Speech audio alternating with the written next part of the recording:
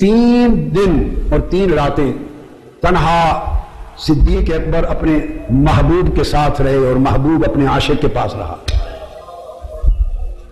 نہ کوئی باہر سے دیکھنے والا کہ مکڑی نے جالا تان رکھا ہے، نہ کوئی اندر ساتھ. اب جب ایسا واقعہ قرآن اور حدیث کا سامنے آ جائے اور اس میں کوئی اختلاف بھی نہ ہو واقعہ میں، تو کچھ تو اللہ رب العزت نے عقل و فہم دیا ہے، اس پہ کچھ سوچنا چاہیے کہ 3 دن وہ کرتے کیا ہوں گے سوائے توجہ دیدار کے. اور توجہ کے کچھ اور تھا. ابو بکر صدیق چہرہ مصطفیٰ کا یکتا و تنہا 3 دن 3 راتیں دیدار کرتے رہے. نگاہیں چہرہ مصطفیٰ پہ گڑی نہیں، اور حضور کی توجہ صرف ان 3 راتوں میں ابو بکر کے چہرے پر رہی. پوری 63 برس کی عمر میں توجہ میں کئی شریک رہے، ہر لمحہ توجہ مصطفیٰ میں شریک ہوتے تھے. لوگ شرکا تھے، توجہ بٹتی تھی، ہر کوئی حسب استعداد لیتا تھا. مگر خدا کی عزت کی قسم 63 برس کی عمر مبارک میں 3 دن اور 3 راتیں ایسی آئیں کہ متوجہ مصطفیٰ تھا اور متوجہ ہی رہی، اور جس پر توجہ مرکوز تھی وہ ابو بکر تھا. وہ حضور کے چہرے کے دیدار میں غرق تھے، مستغرق تھے، اور حضور یکتا و تنہا ابو بکر کی طرف متوجہ تھے. وہ رسول صلی اللہ علیہ وسلم وہ ایک توجہ کر دے تو درخت زمین کا سینہ چیرتے ہوئے سجدہ ریز ہو جائیں. وہ رسول ایک توجہ کر دے 14ویں رات کے چاند کے ٹکڑے ہو جائیں. وہ رسول پلٹے سورج کو ایک توجہ دے دے ہاتھ کی، وہ غروب حالت سجدہ چھوڑ کر پلٹ کر واپس آ جائے. وہ رسول کنکریوں کو ایک توجہ دے دے، وہ پتھر کے ریزے کلمہ پڑھنے لگ جائیں. ارے وہ رسول کسی کافر کو توجہ کر دے وہ ایمان لے آئے. رسول عصا کو توجہ دے دے وہ نور کی طرح چمکنے لگ جائے. رسول نوار کی توجہ دے دے امراض دفع ہو جائے. رسول کسی بچے کے سر پہ ہاتھ رکھ دے بڑھانے تک سفید بال سر میں نہ آئے. جس سمت ایک توجہ دے دے اس توجہ سے عالم بدل جائیں. اور اس رسول کی توجہ جس ایک شخص پر 3 دن اور 3 رات یکتا و تنہا رہی، اس کے احوال کہاں سے کہاں تک جا پہنچے.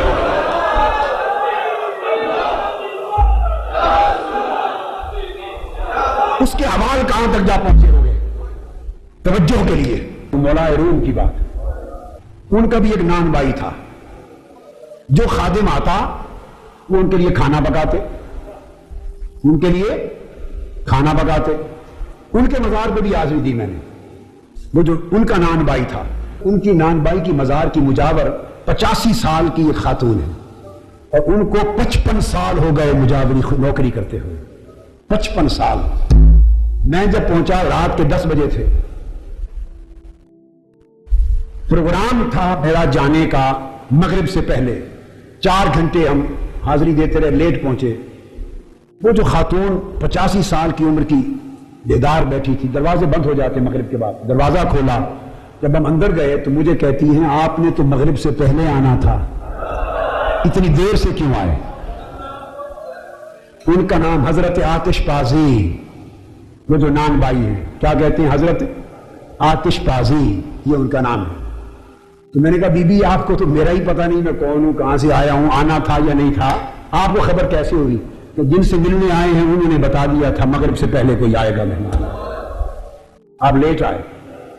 یہ نان بھائی تھے حضرت مولا روم کے رضی اللہ تعالیٰ عنہ. جب مہمان آتا کھانا پکا دیتے، جو تیل لکڑیاں جو ہوتی تو آگ جلا دیتے. نان بھائی ہی تھا بس، اور کچھ نہ تھا. رات کو مہمان، آپ کے عزیز مہمان پہنچے تو نہ لکڑی تھی نہ تیل تھا. آپ نے آواز دی، نان بھائی کو فرمایا کھانا بنا کے لاؤ. اب پرانا زمانہ، نہ لکڑی نہ تیل، اب ان کے پاس کچھ نہیں تھا اور تاخیر بھی گوارا نہ تھی. اپنے کپڑوں کو اور ٹانگ کو تیل چھڑکا اور آگ لگا دی، اور اس کے اوپر بیٹھ کے جو کوئی سالن روٹی بن سکا گرم کر دیا، جو میسر تھا تازہ تیار کر دیا. اپنی کپڑے جلا دیے، ٹانگ بھی جلا دی. چربی اور خون پگھل گیا، چربی خون پگھل گیا، ٹانگ جل گئی. کھانا پیش کر دیا.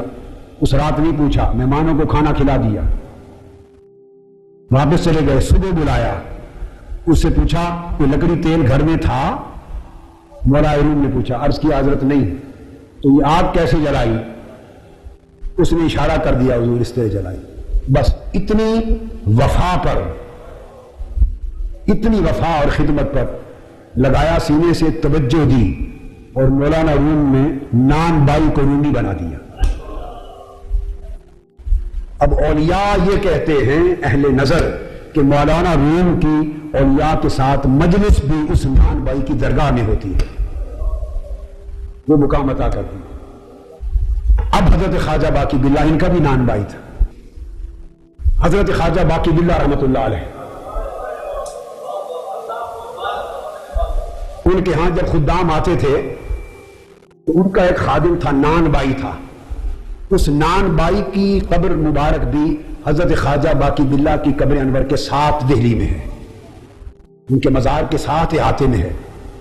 جو لوگ جاتے ہیں انہیں معلوم ہے، میں نے حاضری دی ہے، میں نے حاضری دی۔ نان بائی کو بھی ساتھ دفن کر رکھا ہے۔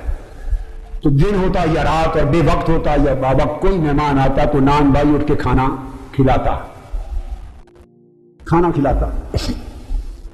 ایک رات دیر سے مہمان آئے، تیزی سے کھانا بنایا، خدمت کی، ہر رات کرتا تھا، خوش ہو گئے۔ اور یہ پرانا طریق ہے، آقا علیہ السلام کے بھی یہاں ربیعہ بن کعب الاسلمی یہی کام کرتے تھے۔ خوش ہو گئے تو پوچھا، سلنی انی اسألک مرافقتک فی الجنہ۔ آقا اور کچھ نہیں، یہ نوکری جو یہاں دے رکھی ہے حضور، جنت میں بھی یہی نوکری برقرار رہے۔ تو یہ خدمت کرنا راتوں کو اور اس کا صلہ دینا، یہ پرانی سنت ہے سخی لوگوں کی، انبیاء کی، سخیوں کی سنت ہے۔ وہ سند دی اس پر میں نے۔ نان بائی نے خدمت کی، حضرت خواجہ باقی باللہ رحمۃ اللہ تعالی علیہ خوش ہو گئے۔ رات کو فارغ ہوئے، اس کو بلایا، پوچھا نان بائی سے خوش ہو کر کیا مانگتے ہو، کیا لینا ہے؟ وہ نان بائی تھا، سادہ آدمی تھا، اسے تو سمجھ نہیں تھی کیا مانگنا ہے کیا نہیں مانگنا۔ اس نے کہا اپنے جیسا بنا دو۔ جب اس نے مانگ لیا اور کہا تھا کیا مانگنا ہے، جب کوئی سل کہہ دے علی اطلاق، مانگ لے جو مانگنا ہے، اس کہنے والے کو بھی پتا ہوتا ہے معلوم نہیں کیا مانگ لے، تو سوچ سمجھ کے کہتا ہے اگلا کہنے والا سے مانگ لے، سوچ سمجھ کے کہتا ہے۔ کہا مانگ لے کیا مانگنا، انہوں نے کہا اپنے جیسا بنا دے۔ حضرت خواجہ باقی باللہ رحمۃ اللہ علیہ نے ایک توجہ کی، اور یا اللہ کی توجہ کی 7 اقسام ہوتی ہیں۔ توجہ کی کتنی قسمیں ہوتی ہیں؟ 7 مختلف قسموں سے توجہ دی جاتی ہے۔ ان میں سے ایک قسم توجہ اتحادی ہے، ایک قسم توجہ اتحادی ہے۔ توجہ اتحادی کا مطلب یہ ہوتا ہے کہ شیخ جب توجہ دیتا ہے مرید کو تو وہ اس کے ظاہر اور باطن کو اپنے ظاہر و باطن کے ساتھ متحد کر دیتا ہے۔ اس کا ظاہر بھی متحد و متصل ہو جاتا ہے، اس کا باطن بھی متحد ہو جاتا ہے باطن سے۔ تو جو فیوزات شیخ کے ظاہر پہ ہوتے ہیں وہی کیفیات اس کے ظاہر پہ وارد ہوتی ہیں، جو کیفیات شیخ کے باطن پہ ہوتی ہیں وہ اس کے مرید کے باطن پہ ہوتی ہیں، تو ظاہر اور باطن دونوں میں وہ متحد بالشیخ ہو جاتا ہے۔ یہ توجہ اتحادی ہوتی ہے۔ حضرت خواجہ باقی باللہ سے اس نے کہا اپنے جیسا بنا دے۔ اب جیسا تو کیا بننا، لیکن چونکہ اس نے سوال کر دیا، آپ نے توجہ دی اتحادی، اور جب باہر نکلے توجہ اتحادی کے بعد، توجہ اتحادی پا کے جو باہر نکلے تو اتنا فرق پڑ گیا تھا ایک توجہ سے کہ کوئی پہچان نہ سکتا تھا کہ حضرت خواجہ باقی باللہ کون ہے اور نان بائی کون ہے۔ یعنی چہرے کے خد و خال بدل گئے تھے، رنگ و روپ بدل گیا تھا، چہرے کا جو دیکھنا، ویژن، شکل و صورت ہے اس میں بھی تغیر آ گیا تھا۔ تو ظاہر کے احوال بھی متحد ہو گئے تھے ظاہر باقی باللہ کے ساتھ، اور باطنی احوال بھی متحد ہو گئے تھے باطن خواجہ باقی باللہ کے ساتھ۔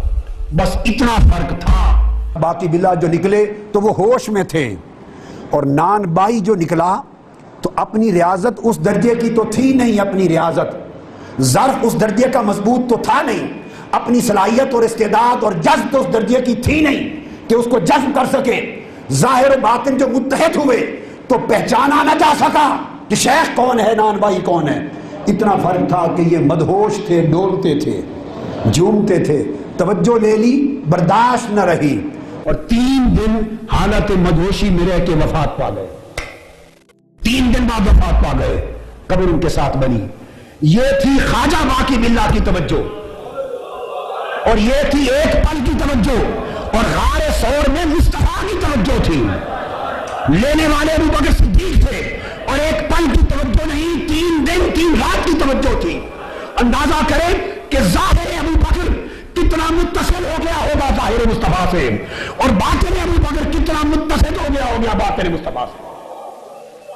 اور توجہ ایک ایسی شے ہے، 2 مثالیں میں نے دے دی، ایک مولائے روم کی اور ایک حضرت خواجہ باقی باللہ کی، 2 مثالیں دے دی۔ اب یہاں میں اس پر توجہ ہی کو نقطہ سمجھانے کے لیے 2 مثالیں اور کوٹ کر دوں، ایک قرآن مجید سے اور ایک احوال اولیاء سے۔ احوال اولیاء سے ایک مثال اور دیتا ہوں۔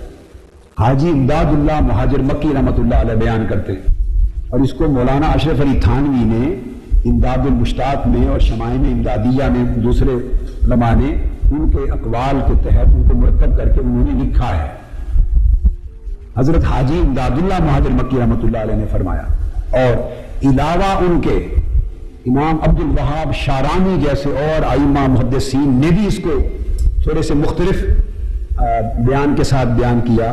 انہوں نے حضرت جنید بغدادی کا واقعہ کہا، کسی نے اسی زمانے کے کسی اور اکابر اولیاء اللہ میں سے کسی کا ذکر کیا۔ میری بات سمجھیں، واقعہ ایک ہے۔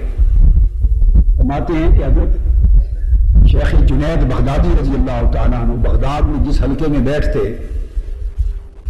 اب میں نے توجہ کی 2 وہ کیفیات بیان کی جہاں ایک انسان کو توجہ دیتا ہے، ولی کو توجہ دیتا ہے، شیخ مرید کو توجہ دیتا ہے۔ اب درجہ اسفل میں، درجہ تنزل میں، اب میں نیچے اتر کے ایک مثال دے رہا ہوں، نیچے اتر کر مثال کی حد تک حضرت جنید بغدادی رضی اللہ تعالیٰ عنہ اور اس کے ناقل میں نے کہا امام عبد الوہاب شارانی بھی ہیں، اور حضرت حاجی امداد اللہ مہاجر مکی بھی ہیں، اور دیگر ائمہ اور محدثین بھی۔ اس کی تائید حاصل ہے، کیوں نہیں لکھا اس کو۔ بغداد میں جس حلقے میں وہ بیٹھتے تھے حضرت شیخ جنید بغدادی رضی اللہ تعالیٰ عنہ، تو ایک کتا تھا، اس کو جب پتہ چل جاتا کہ حضرت جنید بغدادی کا حلقہ ہے، وہ بھی آ کے فاصلے پر کتا بیٹھ جاتا تھا۔ جہاں ان کی مجلس ہوتی کتا آپ کی زیارت کے لیے آ جاتا، جب تک مجلس رہتی کتا بھی سامنے فاصلے پر حضرت جنید بغدادی کی زیارت کرنے کے لیے بیٹھتا رہتا۔ تو بیان فرماتے ہیں کہ جنید بغدادی کو اس کی وفا اتنی پسند آئی، اور وفا میں پھر اس کی استقامت اتنی پسند آئی کہ ایک روز آپ نے اچانک اس کتے پر توجہ کر دی، ایسے خوش ہوئے اور خوشی کی نگاہ سے کتے کو تکا۔ اس خوشی کی نگاہ سے جو کتے کو تک لیا، اس توجہ سے مشائخ لکھتے ہیں جن میں نے کوٹ کیا حاجی امداد اللہ مہاجر مکی اور امام شارانی، اس توجہ جو کی تو اس کتے کے احوال بدل گئے۔ اس کے بعد اس کتے کا عالم یہ تھا کہ شہر بغداد کے جس چوک پہ بیٹھتا 20 30 40 کتے دو زانو ہو کر اس کے ارد گرد مؤدب بن کے حلقہ بنا کے بیٹھتے تھے، اور شہر بغداد کے کتے اسے تکنے اور اس کی زیارت کرنے کے لیے آتے تھے۔ یعنی کتے کا حال بدل دیا اسے ایک توجہ نے۔ اگر کسی کے ذہن میں یہ سوال آئے کہ قادری صاحب یہ بڑی عجیب بات کر دی آپ نے، بھلا کسی ولی کی توجہ سے کتے کا حال بدل جاتا ہے، اور کتے کا یہ مجلس میں بیٹھنا اور اس کا اتنی استقامت اور یہ کیسی ہوتی ہے؟ اگر یہ خیال آئے تو اس کی تسلی کے لیے اب میں قرآن کوٹ کرتا ہوں، سورہ کہف کو پڑھ لیجئے، دلیل اس پر قرآن ہے۔ وہ جنید بغدادی تھے، امت محمدی کے ولی اللہ تھے صلی اللہ تعالی وسلم، اور اصحاب کہف بنی اسرائیل میں سے تھے۔ یہ اصحاب کہف 7 ولی اللہ نکلے اور ایک کتا ان کے ساتھ ہو لیا۔ یہ کتے کو پتھر مانگتے تھے، پر یہ تمام تفاسیر جنہوں نے تفصیل میں لکھا ہے ان کو پڑھیے، خواہ وہ امام فخر الدین رازی ہیں یا امام قرطبی ہیں، تفسیر قرطبی کو پڑھ لیجیے، ابن جریر کو پڑھیے، حافظ ابن کثیر کو پڑھیے کتب کو۔ امام قرطبی نے پیاری بات لکھی ہے، سب نے لکھی ہے، بہت ائمہ نے مفسرین نے۔ کتا پیچھے ہو گیا، وہ اس کو پتھر مانگتے تھے کہ ہم نے جا کے کسی غار میں چھپنا ہے ظالم بادشاہ سے بچ کر، تاکہ وہ ہمیں تلاش نہ کرنے. دیکھیے واقعہ ایک جیسا ہے، صرف فرق ہے یہاں اصحاب کہف ہے اور ان کے ساتھ ایک کتا ہے. وہ پتھر مارتے تھے تو کتے نے التجا کی باری تعالیٰ مجھے زبان دے، یہ مجھے پتھر مار کے بھگاتے ہیں. ان کو ڈر تھا کہ بھونکے گا، اور بھونکے گا تو لوگوں کو پتہ چل جائے گا کہ یہاں غار میں کوئی ہے تو وہ گرفتار کر لیں گے. اس نے عرض کیا باری تعالیٰ مجھے زبان دے میں ان کو جواب دوں. اللہ تعالیٰ نے اس کتے کو زبان دی اور کتا اپنی پچھلی 2 ٹانگوں کے بل اگلی 2 ٹانگیں اوپر کر کے کھڑا ہو گیا جیسے انسان کھڑا ہو جاتا ہے. اور اللہ نے اس کو زبان دی. اس کتے نے پوچھا مجھے کیوں مارتے ہو؟ انہوں نے کہا تو کتا ہے، تو بھونکے گا، تو جو ظالم بادشاہ ہے کافر سے ہماری خبر ہو جائے گی. اس نے کہا میں کتا ضرور ہوں مگر بھونکنے والا نہیں ہوں. لے لیا، وہ غار پہ بیٹھ گیا. 309 سال تک اصحاب کہف اندر لیٹے رہے. اور اہل تفسیر ائمہ تفسیر لکھتے ہیں کہ قرآن مجید میں ہے ہر 6 ماہ بعد کبھی دائیں کروٹ کبھی بائیں کروٹ. اللہ پاک فرماتے ہیں کہ ہم ان کو بدلتے تھے. تحسبهم ایقاظا وهم رقود ونقلبهم ذات الیمین وذات الشمال. ہم ان کو کبھی دائیں کروٹ پلٹتے تھے کبھی بائیں کروٹ بدلتے تھے. اب یہ تو قرآن کی نس میں آ گیا کہ دائیں کروٹ بھی بدلتے تھے اور بائیں کروٹ بھی ہوتے تھے، پلٹتے تھے. مگر ائمہ تفسیر میں لکھا ہے کہ یہ دائیں طرف پلٹنا اور بائیں طرف پلٹنا ہر 6 ماہ کے بعد ہوتا تھا. 6 ماہ دائیں کروٹ لیٹے رہتے اور 6 ماہ بائیں کروٹ لیٹتے. وَقَلْبُهُمْ بَاسِطٌ ذِرَاعَيْهِ بِالْوَصِيدِ. اور ان کا کتا اپنی ٹانگیں اور اپنے دونوں ہاتھ جو ہیں وہ پھیلا کر دونوں بازو ان کی چوکٹ پر 309 سال تک بیٹھا رہا.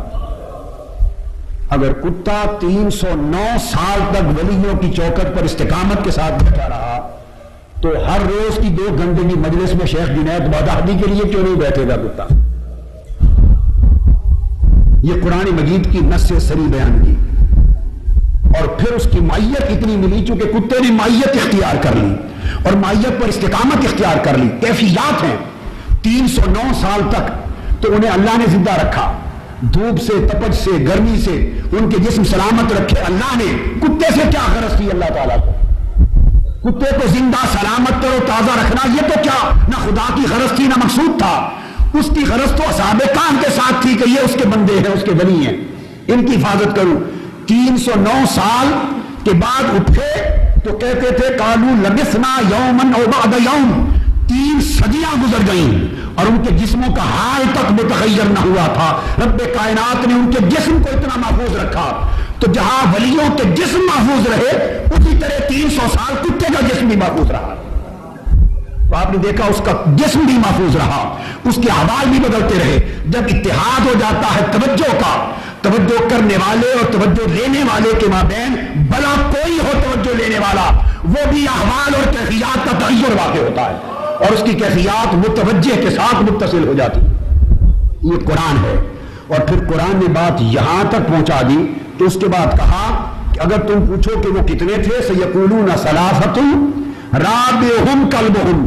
اس کے نتیجے میں مائیت تو ملتی ہے کہ کچھ لوگ کہیں گے کہ اصحاب کہف 3 تھے. اب قرآن کہتا ہے، اللہ نے کہا تم کہتے ہو 3 تھے، ساتھ خدا کہتا ہے اگر وہ 3 تھے تو چوتھا ان کا کتا تھا. بلا یہ طریقہ کلام ہے؟ کوئی یوں بات کرتا ہے؟ اور اللہ نے کہا وَيَقُولُونَ خَمْسَةٌ. ذرا فابات سنیں. اور بعض لوگ کہتے ہیں کہ 5 تھے. اتنا حصہ لوگوں کا ہے. اتنا حصہ کلام کن کا ہے؟ لوگوں کا ہے کہ بعض کہتے ہیں 5 تھے. اب رب فرماتا ہے کہ بعض کہتے ہیں 5 تھے تو میں کہتا ہوں اگر 5 تھے تو سادسہم کلبہم، چھٹا ان کا کتا تھا. کہنے والے اصحاب کہف کا عدد گن رہے ہیں، رب ہر عدد کے ساتھ ان کے کتے کو ملا رہا ہے. وَيَقُولُونَ سَبْعَةٌ. آپ لفظ دیکھیے. اور بعض کہتے ہیں 7 تھے. رب کہتا ہے اگر 7 تھے تو وَثَامِنُهُمْ كَلْبُهُمْ، 8واں ان کا کتا تھا. یعنی استقامت نے وہ معیت عطا کر دی کہ جہاں اصحاب کہف کا ذکر قرآن میں آیا ان کے عدد کے ساتھ کتے کا ذکر قرآن میں آیا. حالانکہ کسی درجے کا عقل و فہم اس بات کی کلام الہی میں اجازت نہیں دیتا، مگر عقل و فہم کی سوچ غلط ہے، کلام الہی حق ہے.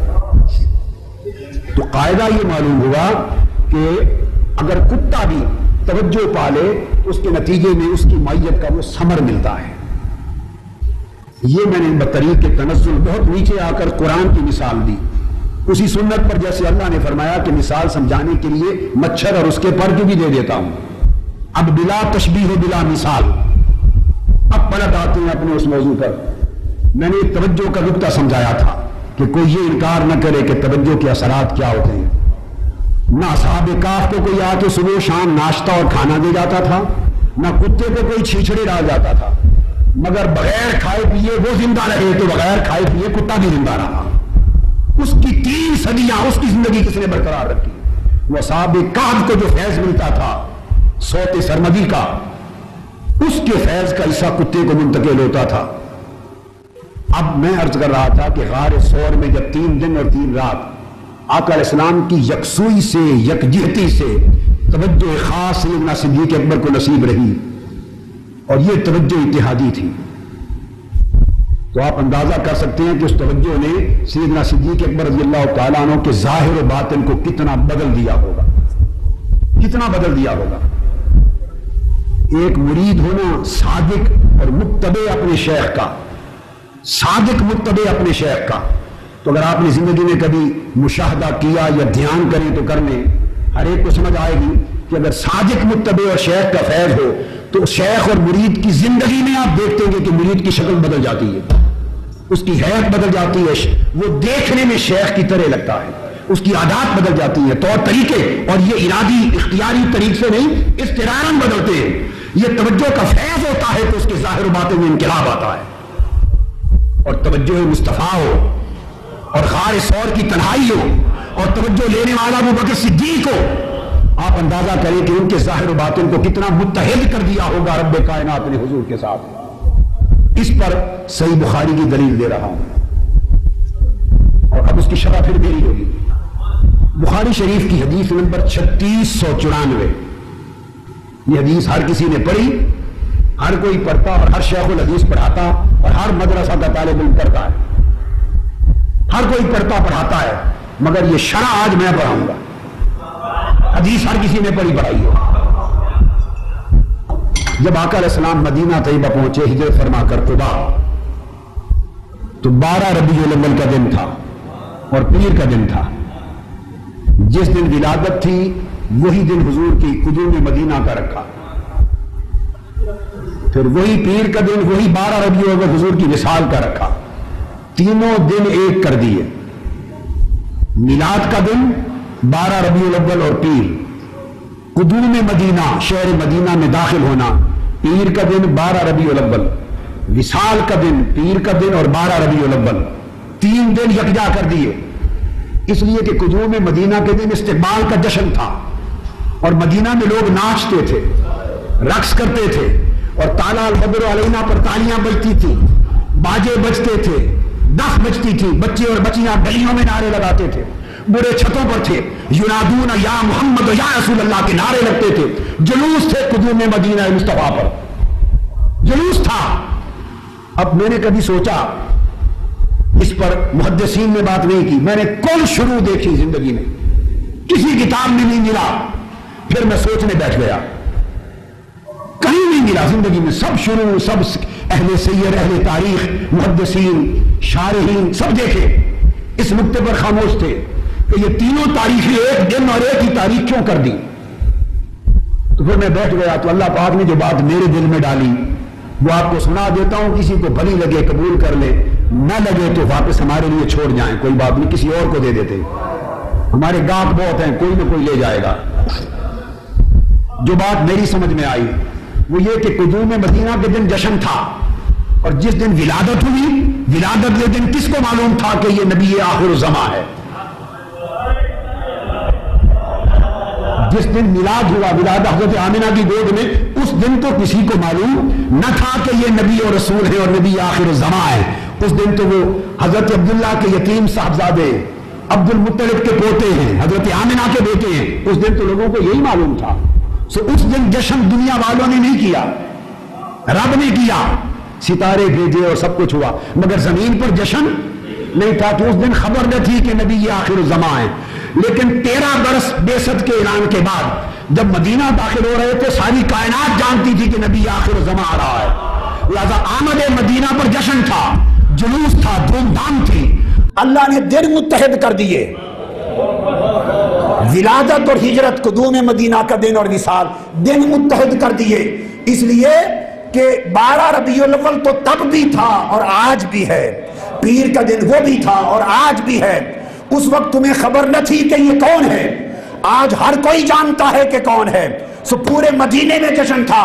رب نے دونوں دن اس لیے متحد کیے کہ جو حضور کے میلاد کا دن سمجھ کر جشن نہ منائے وہ اہل مدینہ کی سنت سمجھ کر منا لے، تو 12 ربیع الاول کو جشن منانا ہی منایا جائے، منایا ہی منایا جائے۔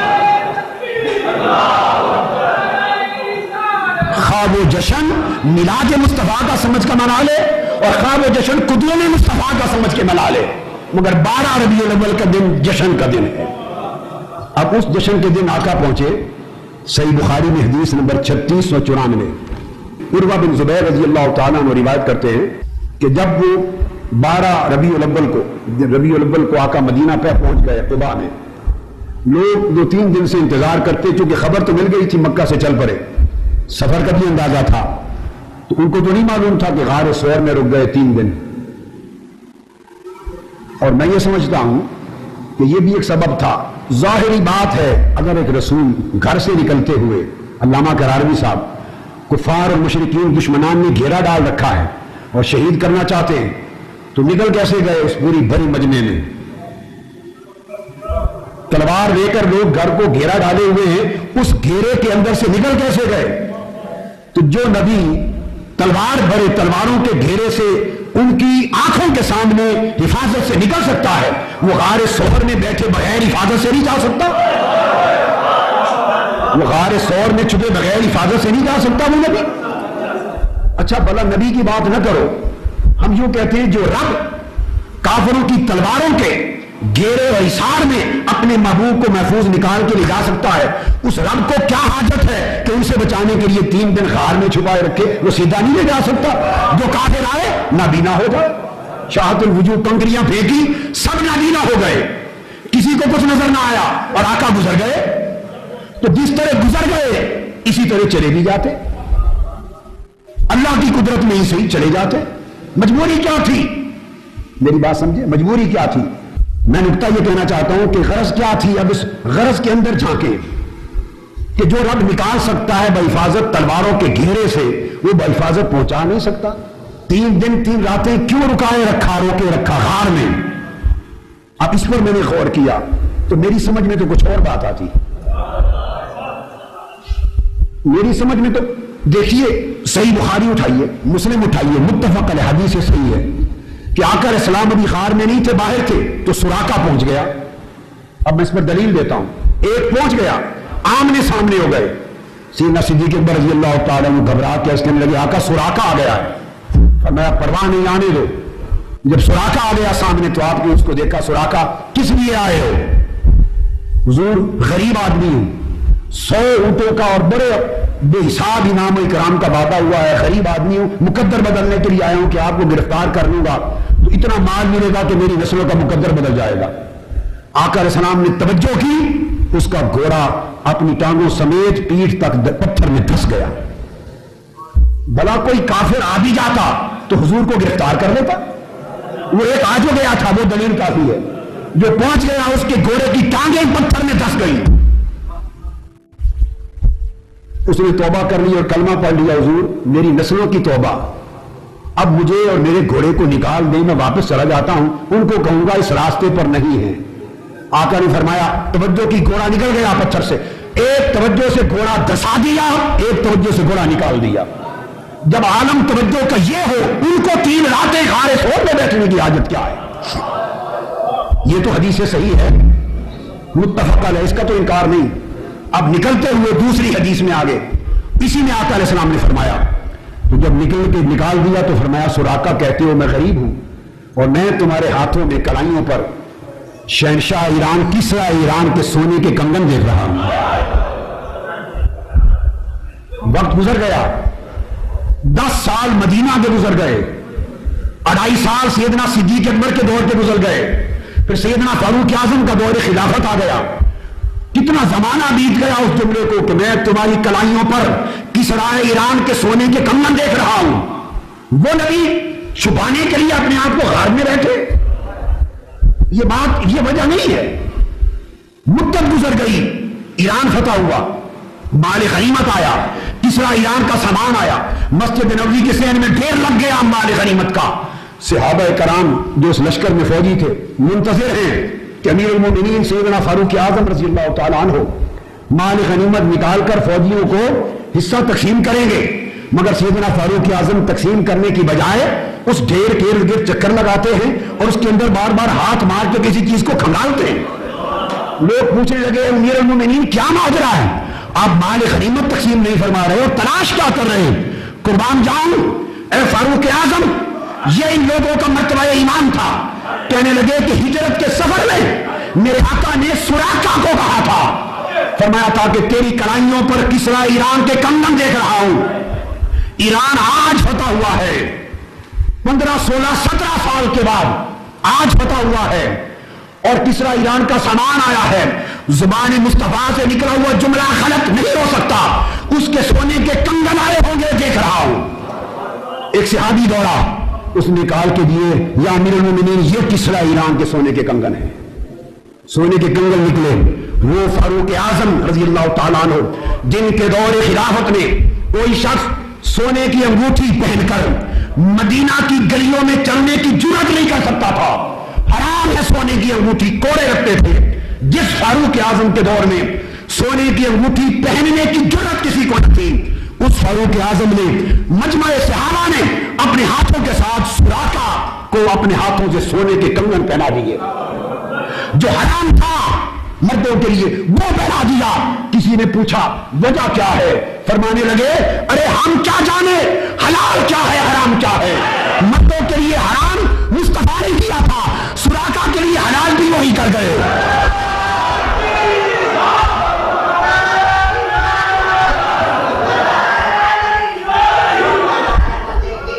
اب سوال پیدا ہوتا ہے, سوال میرا وہ رہا, ذہن رک گیا نا, میں آگے بڑھ رہا تھا پھر اچانک روک آ گئی. سوال ہوا کہ جب کیفیت یہ ہے تو 3 دن اور 3 رات اذہما فی الغار لا تحزن ان اللہ معنا کیوں بیٹھے رہے؟ نہ وہ کمزور, نہ رب کمزور, نہ محبوب کمزور, اور حضور کا ہاتھ بھی ید اللہ, اللہ کا ہاتھ. ایک مشت خاک مٹھی بھر کے مٹی پھینکی, مٹھی بھر کے 40,000 کفار غزوہ حنین کی آنکھوں کو نابینا کر دیا. ایک مشت خاک پھینکی, مکہ کے سب تلوار برانداز اٹھائے ہوئے کافر کو اندھا کر دیا, ان کے اندر سے گزر کے آئے, نظر نہیں آئے. پھر 3 دن کیوں رکے؟ جب میں نے اس پر غور کیا تو اس کا جواب مجھے شب معراج سے ملا. اس کا جواب مجھے معراج کی رات نے دیا. یہ اسی طرح کا ماجرا ہے کہ اس میں کوئی راز تھا. جب رب کائنات نے, صحیح بخاری مسلم کی متفق علیہ حدیث ہے, اللہ رب العزت کو معلوم تھا کہ نمازیں بالآخر 5 ہی دینی ہیں. معلوم تھا بالآخر 5 ہی جائیں گی نمازیں, مگر 50 نمازیں دے دی اور 6 ماہ کے روزے دے دیے. جانتے ہوئے, وہ عالم الغیب میں معلوم نہیں تھا کہ پلٹ پلٹ کر آئیں گے اور میں معاف کرتا جاؤں گا 5 5 5 کر کے, آخر پہ 5 ہی رہ جائیں گی. تو جب 5 ہی دینی ہیں تو چکر ضرور لگوانے تھے, پہلے ہی 5 دے دیتے اور 1 ماہ کے روزے دیتے. آخر پہ جو فرمایا کہ پہلے کو 5 رہیں گی, اگر 50 ہی کا رہے گا. ادھر 50 نمازیں دے کے روانہ کر دیا, ادھر ایک درخواست رجسٹر میں پینڈنگ پڑی تھی. کوہ طور کی رات والی ایک درخواست پڑی تھی حضرت موسیٰ علیہ السلام کی. جب عرض کیا تھا رب ارنی, رب اپنا آپ دکھا, اپنا چہرہ دکھا, جواب دیا تھا لن ترانی, اے موسیٰ تو مجھے ہرگز نہیں دیکھ سکتا. یہ نہیں فرمایا تھا کہ کوئی نہیں دیکھ سکتا, تو نہیں دیکھ سکتا. پھر آگے واقعہ آپ جانتے ہیں کہ پھر وہ جبل پہ تجلی پھینکی اور بے ہوشی ہوئی اور پھر اس کے بعد توبہ کی.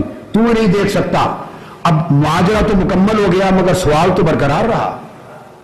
رب ارنی, التجا, دعا, درخواست تو برقرار رہی, اور نبی کی درخواست کبھی رد نہیں ہوتی. رسول کی درخواست کبھی وہ سارا ہو گیا، طور بھی جل گیا، تجلی بھی پڑ گئی، ریزہ بھی ہو گیا، فلما آفاق سارا کچھ ہو گیا۔ سوال تو یہ ہے سب کچھ ہو گیا، اس دعا کا کیا بنا؟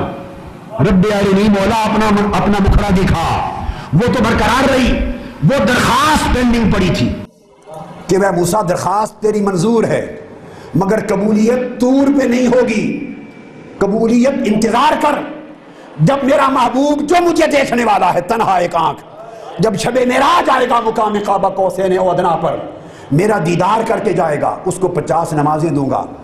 اور عرفاء نے لکھا ہے کہ موسیٰ علیہ السلام نے 9 بار درخواست کی تھی رب ارنی، قرآن نے 1 بار کہا، 9 بار درخواست کی تھی، تو درخواستیں تھیں۔ فرمایا موسیٰ چھٹے آسمان کے راستے میں تم کھڑے ہو جانا، میں 50 دے کر بھیجوں گا، اور کہنا کہ یا رسول اللہ آپ کی امت 50 کی طاقت نہیں رکھتی، کم کروا لائیں، تو ان کو تک لینا، وہ پھر میرے پاس آئیں گے، میں اکٹھی کم نہیں کروں گا، پھر 5 کروں گا، تمہاری درخواستیں 9 ہیں، 9 بار وہ مجھے تک کے جائیں گے، میری توجہ لے کے جائیں گے۔ اب سنیے، توجہ اتحادی کی بات سمجھا رہا ہوں، جس میں ظاہر و باطن متحد ہو جاتے ہیں، میری تجلیات ذات و صفات بھی لے کے جائیں گے، میرا جلوہ خود اس جلوے کا پیکر بن کے جائیں گے، ان کو تکتے رہنا، ان کا تکنا ہی میرا تکنا ہو جائے گا۔ اور تمہیں نے 9 بار درخواست کی تھی، 9 بار وہ آئیں گے جائیں گے، دیکھ لینا معراج کی شب تمہاری طور کی دعا کی تکمیل ہوگی، جس طرح شب معراج تکمیل دعائے موسیٰ کو کھڑا کر دیا کہ ان کے دیدار خدا کی تمنا پوری ہو جائے۔ میں سمجھتا ہوں چونکہ وصال مصطفیٰ کے بعد، آقا علیہ السلام کے وصال کے بعد امت میں بہت بڑے فتنے یک رخت پیدا ہونے والے تھے، اور اس کے لیے امت کے کسی عام شخص اور کسی عام صحابی کی طاقت و صلاحیت شاید ان کا مقابلہ نہ کر سکتی، اس کی ذاتی صلاحیت۔ فتنہ جھوٹے مدعیان نبوت کا جھوٹا فتنہ پیدا ہونے والا تھا، 5 دعوے ہو گئے تھے نبوت کے جھوٹے، 5، اور ان میں ایک عورت نے بھی سر اٹھا لیا تھا، حقوق نسواں بل، آزادی نسواں، 4 جھوٹے مدعیان ہوئے نبوت کے۔ ایک عورت نے کہا کہ پھر جب مرد ہو رہے ہیں تو مجھے کیا ہے، وہ بھی ایک عورت بھی کھڑی ہو گئی، اس نے بھی دعوی نبوت کیا، اور پھر دونوں نے اپنے آپ کو، اس نے مسیلمہ کذاب سے شادی کی قوت مجتمع کر لی۔ 5 مدعیان نبوت، اور قبائل کے قبائل مرتد ہو گئے۔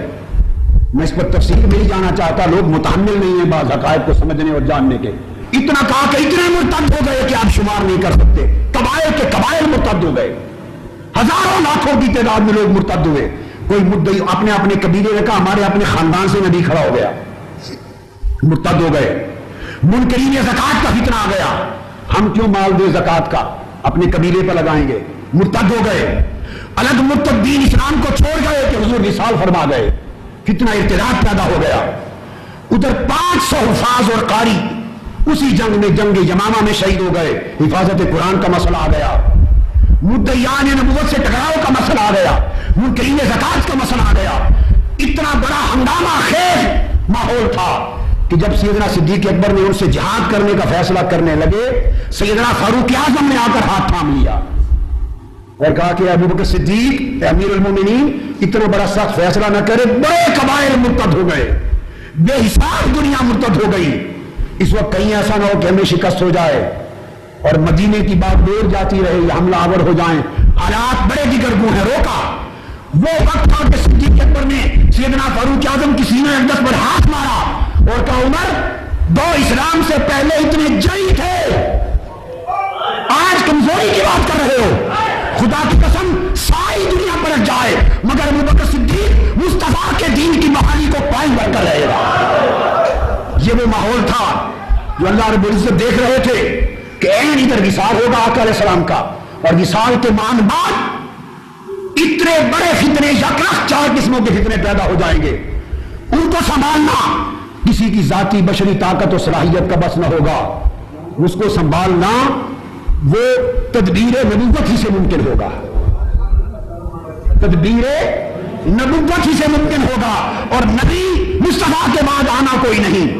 ہجرت کی تو تیار کرنے کے لیے کہ ان فتنوں کا مقابلہ ابو بکر صدیق خود نہ کر سکتے اور نہ خود انہوں نے کیا، انہیں قوت و تدبیر نبوت کی حاجت تھی، وہ تیار کرنے کے لیے 3 راتیں مصطفیٰ کی توجہ دلوائی۔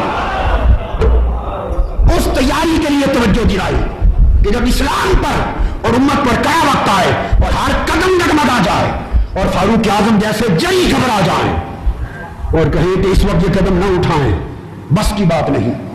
जब ये कैफियत हर कोई लर्जा बरंदार हो और कबाइल पलटे जा रहे हो, उल्टे पाओ मुर्तद हो रहे हो, और उस वक्त इस्लाम का संभाला देना एक तदबीर नबुव्वत के बगैर और कल्ब नबुव्वत की कैफियत के बगैर मुमकिन नहीं होगा।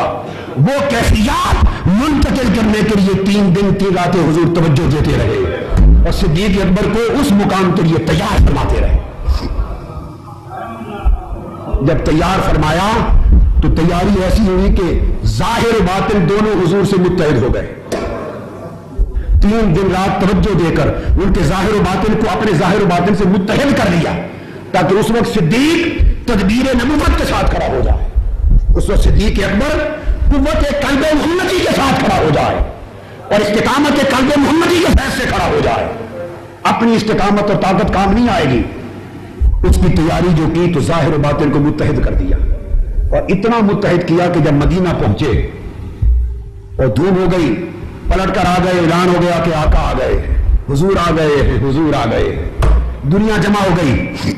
अब हदीस के लफ्ज हैं जिसकी शरह करूंगा वो अहले कुतुब के पास कहीं नहीं देखी। सवाल ये, जब पहुंचे तो हदीस पाक के लफ्ज आते फकाम अबू बकर, ये चूंकि आखिरी हिस्सा है गुफ्तगू का, बड़ी तवज्जो से सुनिए। फकाम अबू बकर लिन्नास, ये हदीस बड़ी पढ़ी गई पढ़ाई गई, आज एक और रंग में पढ़ाई जा रही है और पढ़ी जा रही है और सुनी जा रही है। लफ्ज है फकाम अबू बकर लिन्नास, अबू बकर सिद्दीक लोगों के लिए खड़े हो गए। एक नुक्ता है जो आगे आएगा, तवज्जो करें, लोगों के लिए खड़े हो गए। तो जब वो पहुंचे तो पहले ही खड़े हुए, सिद्दीक अकबर बैठे ही नहीं रज़ी अल्लाह तआला अन्हु। वज्जाला सा रसूलुल्लाह सामता, और आका अलैहिस्सलाम बैठ गए। खादिम और मखदूम जब पहुंचते हैं, खड़ा कौन होता है, बैठता कौन होता है? बोलिए। मखदूम खड़ा होता है और खादिम बैठता है। बोलिए। मखदूम बैठता है, खादिम। आका और गुलाम आते हैं तो आका खड़ा होता है और गुलाम बैठता है। बोलिए। आका को बिठाया जाता है और गुलाम खड़ा होता है। और खड़े किसके लिए हुए? सही बुखारी के लफ्ज हैं। अगर इसकी शरह में किसी ने नहीं लिखा तो जिम्मेदार मैं नहीं हूं। जैसे औरों ने शरह की, हम उनके शागिर्द हैं, उनके खोशाचीन हैं, उनके टुकड़ों पे पलने वाले, उन्हीं के फैजान और खैरात से चलने वाले हैं। नहीं की तो हम कर रहे हैं। अगर कायदे के खिलाफ शरह हो तो कसूरवार है, शरह कायदा के खिलाफ हो तो कसूरवार है। ये कसूर नहीं मानेंगे कि पहलों ने नहीं लिखा, ये कोई कसूर नहीं है। पहलों ने नहीं लिखा, ये हमारा कोई कसूर नहीं। मेरी बात समझे? जब कुरान जमा करने का वक्त था तो सिद्दीक अकबर ने भी यही कहा था, हुजूर ने जमा नहीं किया, हम क्यों करें? फारूक आजम ने अर्ज किया, वल्लाहि व खैर, नहीं जमा किया कोई नहीं, मगर खैर का काम है, आप कर गुजरे। जब दोनों गए ज़ैद बिन साबित के पास, सही बुखारी में है कि कुरान जमा कर ले, हाफिज शहीद हो रहे।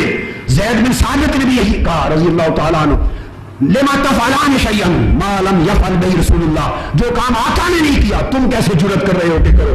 उन्होंने कहा ठीक है, नहीं किया, वल्लाहि व खैर, मगर है खैर का काम। तो ये बात पहले भी होती थी कि पहलों ने आका ने नहीं किया, तुम क्यों करते हो? तो बाद में अगर किसी ने कर दिया तो कसूर नहीं, वल्लाहि व खैर। अगर ये कोई कहे कि पहलों ने नहीं लिखा तो इसमें मेरा कोई कसूर नहीं। ये उनसे जाइए, पूछिए उनके मज़ारात पर क्यों नहीं लिखा। मैं तो जो बता रहा हूं, अगर कायदे के खिलाफ हो तो मुझे पकड़ लें। अजीज के लफ्ज आए कि वो फकाम अबू बकर लिन्नास, लोगों को बताने के लिए खड़े हो गए, ताकि जो कुछ ने तो देखा हुआ था आका अलैहिस्सलाम को मीना में, और कुछ वो थे जो मुसलमान हो गए थे मगर देखा नहीं था। बड़ी तवज्जो से सुनिए, आखिरी बात है कि आका अलैहिस्सलाम बैठ गए। फज्जाला सा रसूलुल्लाह सामता, मैं सही बुखारी पढ़ रहा हूं और सही मुस्लिम पढ़ रहा हूं, मुत्तफक अलैह रिवायत के लफ्ज पढ़ रहा हूं। खामोशी से बैठ गए, हुजूर का बैठ जाना। फकाम अबू बकर लिन्नास, और अबू बकर लोगों के लिए खड़े हो गए। लोगों के लिए का मतलब क्या है? लोगों के हाथ चूमते थे, लोगों को पानी पिला रहे थे, लोगों की खिदमत कर रहे थे। क्या माना है? लोगों के लिए खड़े हो गए, ताकि जिन्होंने हुजूर को देखा नहीं वो इस तरह खड़े थे कि जो अनदेखे आ रहा है वो खड़े हो और हर آنے والے کو کہیں یہ حضور بیٹھے ہیں، ہر آنے والے سے کہیں یہ حضور بیٹھے ہیں۔ وہ لوگوں کے لیے یہ نوکری فریضہ آقا کا انجام دے رہے تھے۔ ہر آنے والے کو جب آتا تھا جس نے نہیں دیکھا بتانے کے لیے لننا یہ آقا بیٹھے ہیں، یہ آقا بیٹھے ہیں، یہ بتانے کے لیے کھڑے ہو گئے۔ صحیح بخاری اور مسلم کے الفاظ میں سب اشکال جو کسی شاعر نے لکھے وہ نص حدیث نے ختم کر دیے کہ وہ تو پہلے ہی کھڑے تھے ہر آنے والے کو بتانے کے لیے للناس کے یہ حضور بیٹھے۔ اب میری بات سمجھے؟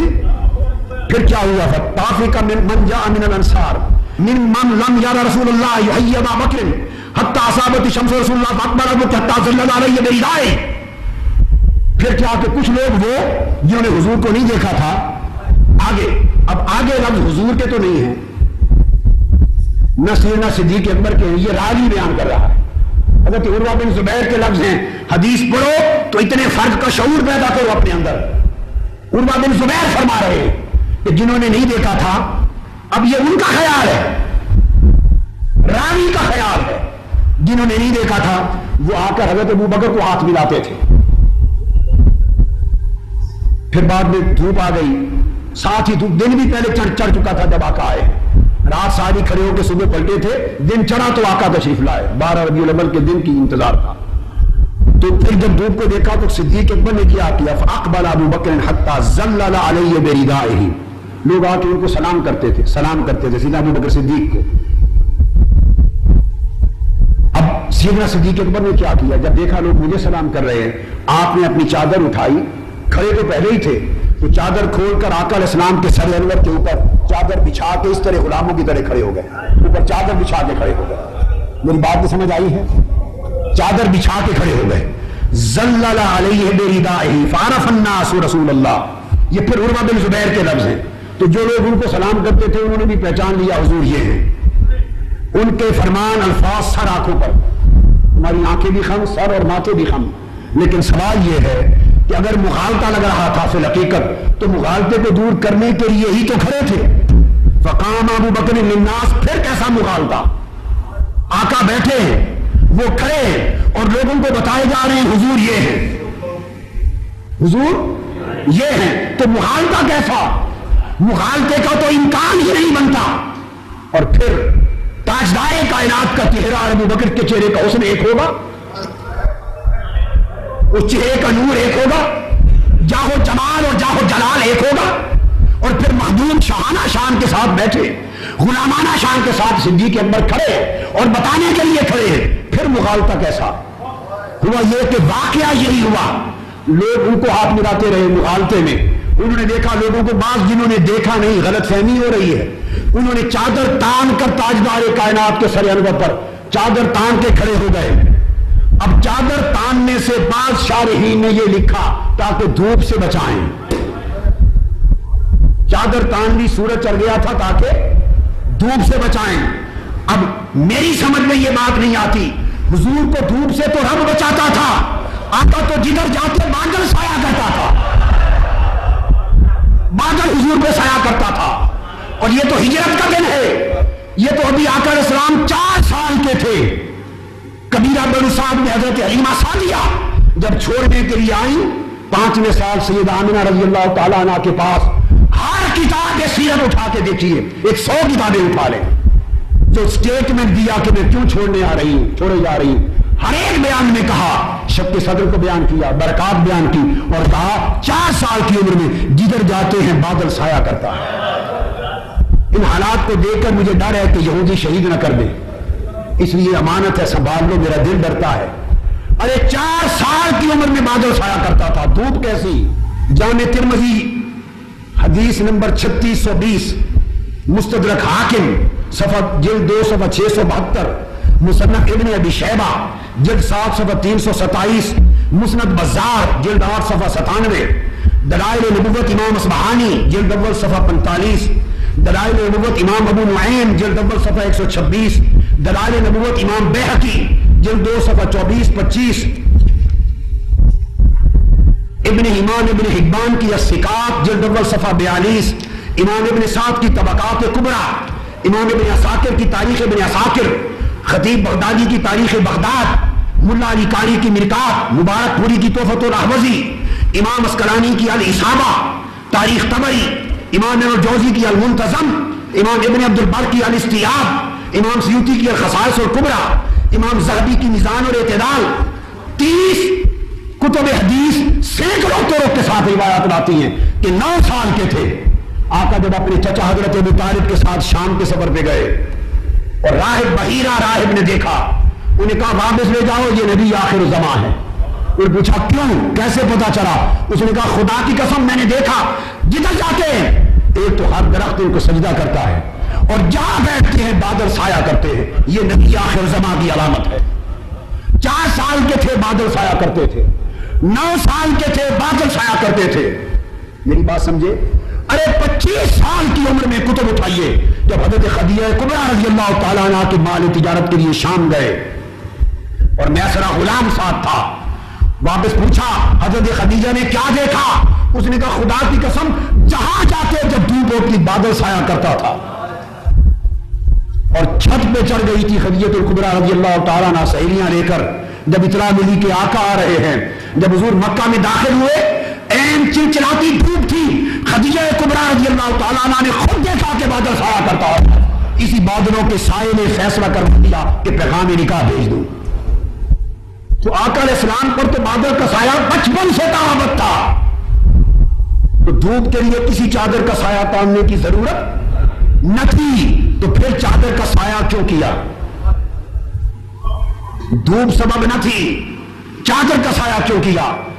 और यह भी सबब न था कि आका कौन है, गुलाम कौन है, खादिम कौन है, मखदूम कौन है, क्योंकि वो खड़े थे, हुजूर बैठे थे। हर कोई जानता है जो खड़ा है वो खादिम है, जो बैठा है वो आका है। और कोई चादर भी तो बिछाई होगी उन्हें हुजूर के बिठाने के लिए, मट्टी पे थोड़ा बिठाया होगा, तो बैठने का अंदाज भी बता देता है कि आका ये है। फिर जो गलत फहमी हुई और मुसाफे हुए वो गारे सौर की तवज्जो इत्तेहादी का नतीजा था। जो 3 दिन रात तवज्जो रही तो सिद्दीक अकबर का अपना चेहरा बदल गया था और चेहरा मुस्तफा का रंग चढ़ गया था। जाहिर बातिन मुत्तहिद हो गए थे, बावजूद के आका बैठे थे वो खड़े थे, मगर मुशाबहत शक्ल सूरत में, जाहिर बातिन में मुशाबहत और मुमासलत गारे सौर की 3 रातों की तवज्जो ने इतनी पैदा कर दी थी कि न देखने वालों को समझ नहीं आ रही थी कि मुस्तफा कौन है, गुलाम कौन है। जब वो समझ गए कि मुशाबहत हो गई है तवज्जो निगाह मुस्तफा से, निगाह मुस्तफा से, और लोगों को मुगालता लग रहा है, तो चादर तान के खड़े हो गए ताकि हर देखने वाला ये अमल देखकर यकीन कर ले कि जो चादर तान के खड़ा ये गुलाम है, जो बैठा है वो आका है। ये उस गारे सौर की तवज्जो इत्तेहादी का नतीजा था कि ज़ाहिर बातिन मुत्तहिद कर दिया और अपने अहवाल व कैफियत में गर्क कर दिया। आका ने अपनी अहवाल व कैफियत में फना कर दिया और हुजूर के अहवाल व कैफियत की फनाइयत ने उन्हें बका अता कर दी। सो जब वो 2.5 साल जो सरगर्मियां और इस्लाम के दिफा का एक सीना सिपर सबूत और एक पहाड़, नाकाबिल शिकस्त पहाड़ बन के जब वो बकर खड़े रहे, वो दरअसल कुव्वत सिद्दीकी से नहीं कुव्वत मोहम्मदी के साथ खड़े थे, वो तदबीर नबुव्वत के साथ खड़े थे। यही सबक था वो 3 रात गारे सौर में तवज्जो देना विसाल के बाद के अय्याम की तैयारी थी। यही वजह है, बात खत्म कर रहा हूं, कि जब आका अलैहिस्सलाम के विसाल के दिन आए, अलील हुए। एक हदीस, कई हदीसें आपने हमेशा मुझसे सुनी, साहिब बिन साद साइदी से मरवी और अनस इब्न मालिक से मरवी, वो नहीं कहना चाहता, वो मेरी अल-मिनाज सवी में है, बुखारी, मुस्लिम, तिरमिज़ी में हर जगह है। जब विसाल के दिन करीब आए तो आका अलैहिस्सलाम अलीम थे, हुक्म फरमाया, आयशा रज़ियल्लाहु तआला अन्हा अलील अलालत ज्यादा थी, उसमें तो फरमाया मुरू जाओ अबू बकर को खड़ा करो नमाज पढ़ाए। हुक्म दिया नाम लेकर, आप 3 दिन नमाज पढ़ाते रहे, मगर मैं और हदीस कोट कर रहा हूं, उस दिन नाम न लिया, फरमाया अलील बाहर नहीं आ सकता, किसी को ने कहो किसी को खड़ा करें और नमाज पढ़ाए। अब उन्होंने सहाबा कराम ने सैयदना सिद्दीक अकबर को आवाज दी, इधर उधर दौरे आवाजें दी, इत्तेफाक से सैयदना सिद्दीक अकबर मौजूद न थे उस वक्त, मस्जिद नबवी में उस वक्त मौजूद न थे। जब वो न थे उन्होंने सैयदना फारूक आजम को अर्ज कर दिया और सैयदना फारूक आजम को खड़ा कर दिया। ये सुना अबी दाऊद है, हदीस से सही कोट कर रहा हूं, अबू दाऊद की, सैयदना फारूक आजम को खड़ा कर दिया। جب وہ کھڑے ہو گئے اور تکبیر پڑھی گئی، اور آپ کو پتا ہے تکبیر پڑھنے کے بعد امام کہتا ہے سووا صفوفکم واستقیموا واعتدلوا فإن تسویۃ الصفوف من تمام الصلاۃ. نماز سے پہلے امام بولتا ہے یا نہیں بولتا؟ تو سیدنا فاروق اعظم اونچی آواز تھی آپ کی، جب تکبیر پڑھ دی گئی صحابہ صف در صف کھڑے ہو گئے اور سیدنا حضور بستر پر ہیں آقا علیہ السلام، سیدنا فاروق اعظم کی آواز سنی تو تاجدار کائنات اس حالت میں اٹھے اور سمجھ گئے کہ عمر نماز پڑھا رہا ہے. باہر تشریف لائے خرج النبی صلی اللہ علیہ وسلم حتی اطلع راسہ من حجرتہ، حتی کہ حجرہ مبارک سے سر عمر باہر نکال لیا. ثم قال لا لا لا، جب آواز سنی کہ عمر فاروق جمع کرا رہے فرمایا لا لا لا، نہیں نہیں نہیں، فرمایا لا لا لا لنصلی للناس ابن ابی قحافہ ویقول ذلک محتمل. فرمایا میں نے اس وقت نام تو نہیں لیا تھا مگر میں چاہتا ہوں شرابی قحافہ کا بیٹا مجھے نماز پڑھائے اور کوئی نہ پڑھائے. اس لیے کہ 3 دن اور 3 رات تنہا جسے توجہ دے کے تیار کر کے لایا ہوں، اس نے بڑے مار کے سر کرنے ہیں. آقا اٹھ کے باہر آ گئے بستر سے لا لا لا کہتے ہوئے، ابو بکر پڑھائے. اس کے بعد ہر کوئی اپنے اپنے وقت پہ پڑھاتا رہے، لیکن آقا علیہ السلام نے جس کو تیار کیا تھا اس کو اس توجہ سے تیار کیا تھا. یہ فلسفہ غار ثور تھا. ثانی اثنین اذ ہما فی الغار اذ یقول لصاحبہ لا تحزن ان اللہ معنا. وہ مائیت عطا کی کہ اس میں فنائیت ہو گئی، اور اس فنائیت نے وہ بقائیت عطا کی، اور اس میں وہ استقامت عطا کی کہ پھر وہ قوت و تدبیر نبوت کے ساتھ اسلام کا دفاع کرتے رہے. صدیق اکبر رضی اللہ تعالیٰ عنہ کو رب کائنات نے حضور کے ساتھ مقام صحابیت دیا، اس میں مقام معیت دیا، اس میں مقام فنائیت دیا، اس میں مقام بقائیت دیا، اس میں استقامت عطا کی. پھر اس استقامت کے ساتھ پھر مقام صدیقیت دیا. پھر صدیقیت کی الگ شرح ہے، اور مقام صدیقیت کے ساتھ مقام مرتضویت دیا. صدیق اکبر کو کہا کہ اس پر کسی کا احسان نہیں، اگر بلال کو یا کسی کو آزاد کرواتا ہے وہ صرف رب کا مکھڑا اور رب کی رضا چاہتا ہے. اور اعلان کر دیا قرآن میں وَلَسَوْفَ يَرْضَىٰ، رب کا اعلان ہے، وہ بھی صدیق اکبر پہ راضی ہو گئے. تو مقام رضا دیا، مقام صدق و حیا دیا، مقام وفا دیا، کیا کیا دیا، اور اتنا کچھ دیا کہ مصطفیٰ کا مظہر عتم بنا دیا. اللہ تبارک و تعالیٰ اسی ایک نقطے کی معرفت عطا کر دے، اور پھر اس کے آگے کتنے مقامات ہیں. اللہ تبارک و تعالیٰ ہمیں ان سے محبت، ان کی غلامی، ان سے تعلق حق ادا کرنے اور اتباع کی توفیق عطا فرمائے.